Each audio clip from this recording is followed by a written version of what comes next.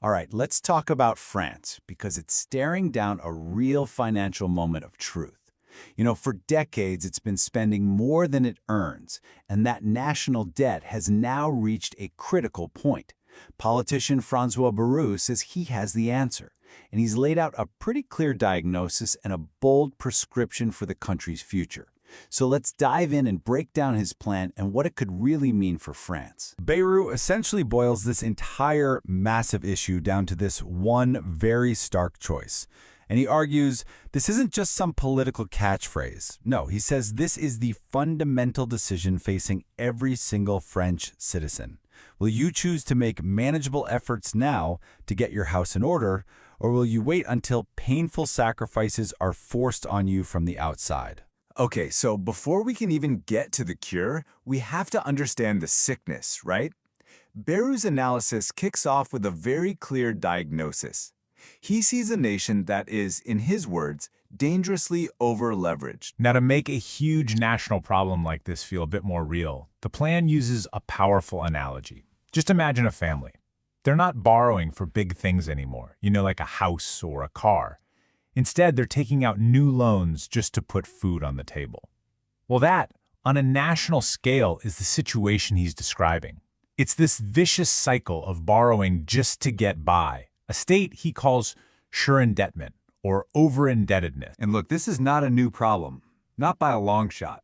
France actually hasn't had a balanced budget since 1974. Just let that sink in for a second. That's half a century of piling up debt year after year.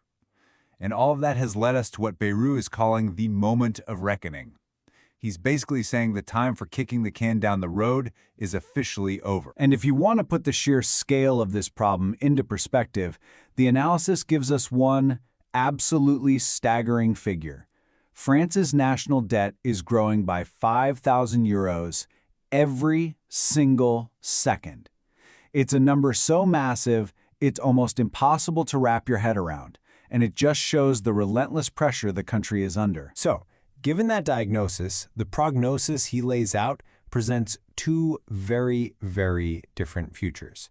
It all builds up to what he describes as this stark fork in the road for the whole nation. And the crucial difference here is all about who's in control.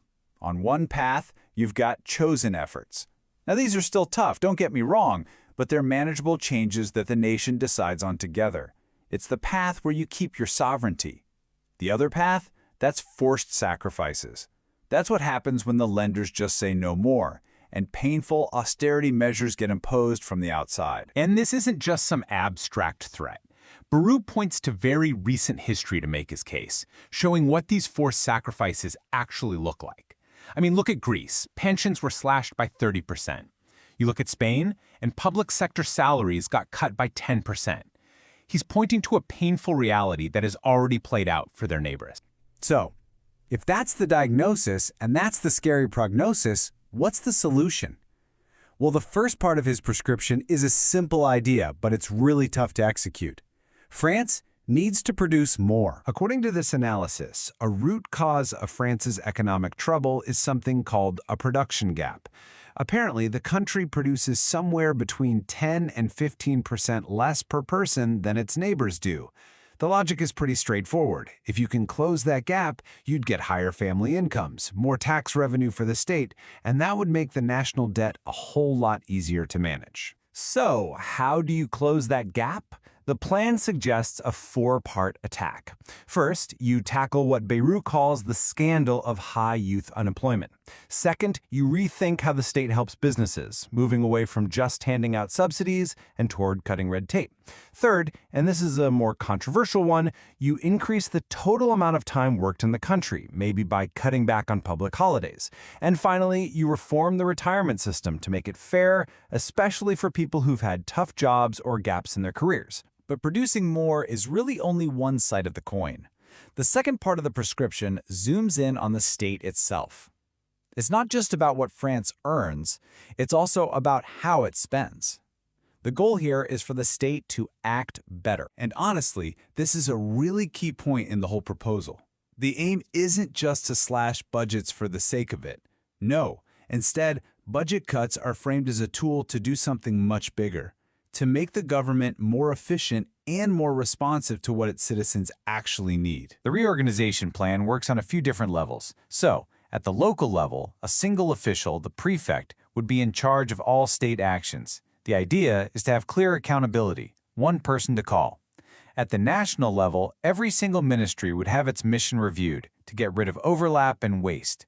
And I think this is interesting, it also includes a bottom-up approach, asking the civil servants on the front lines for their ideas on how to improve things. So you take all of this, the diagnosis, the prognosis, and the two big prescriptions, and it all builds to this final call to action. It frames this whole economic challenge as something way more profound, a choice that is going to define an entire generation. This quote really captures the heart of it. It's a direct appeal for the current generation, right now, to be the one that finally steps up and tackles this 50-year-old problem. It's a plea to accept those chosen efforts today to build a more stable future and avoid passing on forced sacrifices to their kids. So it all comes down to this question. Is this plan, as François Bayrou lays it out, the necessary, courageous path that France needs to take to get its economic sovereignty back? Or is it a really controversial prescription, with ideas like working more that just ask too much from its people? The answer to that, as Bayrou himself suggests, is ultimately up to the French people to decide.